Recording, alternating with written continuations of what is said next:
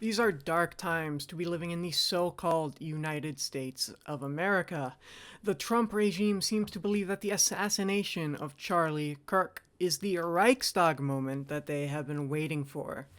And so, the true nature of the right's fascistic project has fully reared its ugly head. The Trump regime now mulls over whether or not to suspend the licenses of broadcasters who criticize him. We'll talk more about that in a second, but first, there is something that I need to make absolutely crystal clear to you. Whatever you do, you must not comply in advance. Do not comply in advance.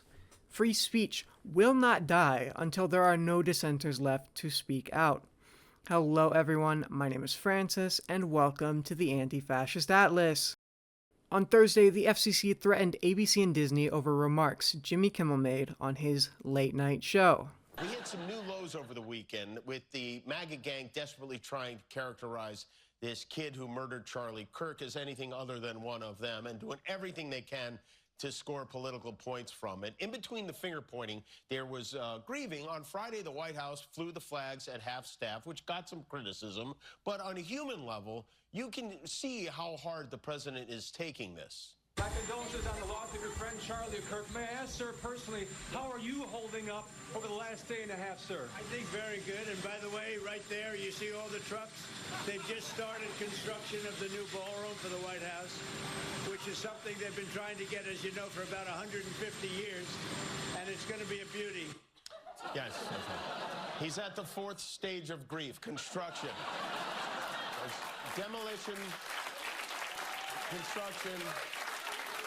This is not how an adult grieves the murder of someone he called a friend. This is how a 4-year-old mourns a goldfish. You know, I'm not really a big fan of Jimmy Kimmel, but I'll admit it, that was decently funny. Nexstar Media Group, however, didn't think the same, and they announced that their stations would not be airing Jimmy Kimmel anymore. Neither did the Sinclair Broadcast Group. For context, Nexstar Media Group is the largest TV station operator in the United States, and Sinclair is the second largest. So, ABC succumbed to the pressure and took Jimmy Kimmel off the air indefinitely, in what may have been the worst tragedy in American history. What the heck is that? My fellow Americans, this week we are all Jimmy Kimmel, and we should not remember him as anything other than a civil rights leader. The radical right should be warned that by striking this man down, they have just created 1 million Jimmy Kimmels. Jimmy Kimmel school walkout now! Okay, memes aside, the most significant thing about this development is the obvious attempt by the Trump regime to use its power to silence political opposition. And this capitulation by ABC only emboldened him. A few hours later, he suggested that maybe networks who criticize him should lose their broadcasting license. Is on network television, there is a licensing. I'll give you an example. I read someplace that the networks were 97% against me. I get 97% negative, and yet I won easily. I won all 7 swing states, popular, I won everything. And if they're 97% against, they give me only bad publicity or press. I mean, they're getting a license. I would think maybe their license should be taken away. I don't think I need to spell out for you how alarming that is, of the Trump regime growing more and more emboldened by the day to carry out fascist action.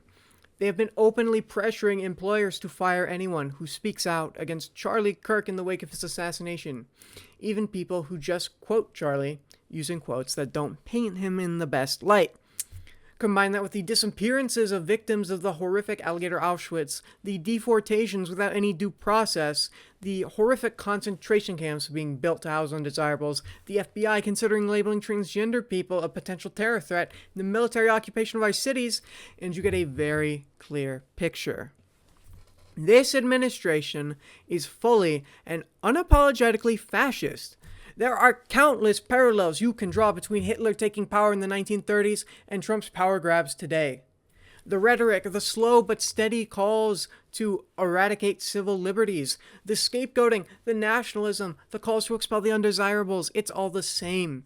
Even the exploitation of national crises in order to consolidate power. These are literally textbook Nazi tactics. And, well, many of us have known and understood that this fascist coup has been occurring since even before the second Trump administration. For some reason, this attack on the free press is particularly scary to a lot of people. And that actually makes a lot of sense. The majority of people in America have been relatively insulated, and I'm not counting the economy here, right, from the repression of the Trump regime. And that might seem like a wild thing to say, given the fact that our neighbors are literally being ripped out of their communities en masse by masked, plainclothes policemen. Plenty of people have recognized that as horrific and have condemned it and have gone out to protest or sheltered their undocumented neighbors or given them material support. And obviously that's really great, and it makes a big impact. But for a lot of people, they weren't the ones being dragged out of their homes, they weren't the ones having their legal status randomly revoked, and they weren't the ones being deported without any due process.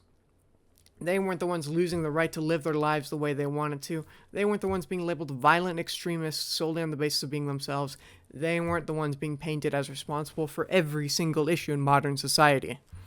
But attacks on free speech in the United States, they're no longer just targeted at people with student visas to lose, like Mohammed Khalil. They're no longer just targeted at pro-Palestinian activists. Now the Trump regime is going after even the major TV networks. And now it feels like they're targeting free speech for the public as a whole. And a lot of people are starting to feel the pressure. And in the wake of that pressure, a lot of people wonder if, hey, maybe it's time to just go radio silent or throw in the towel. Maybe the full force of the Burger Reich has come to bear, and it's time to stop speaking out, and it's time to comply. Well, to me, my friends, that is a ridiculous notion. Trump and his Christo-fascist collaborators are banking entirely on the hope that we believe they are stronger than they actually are.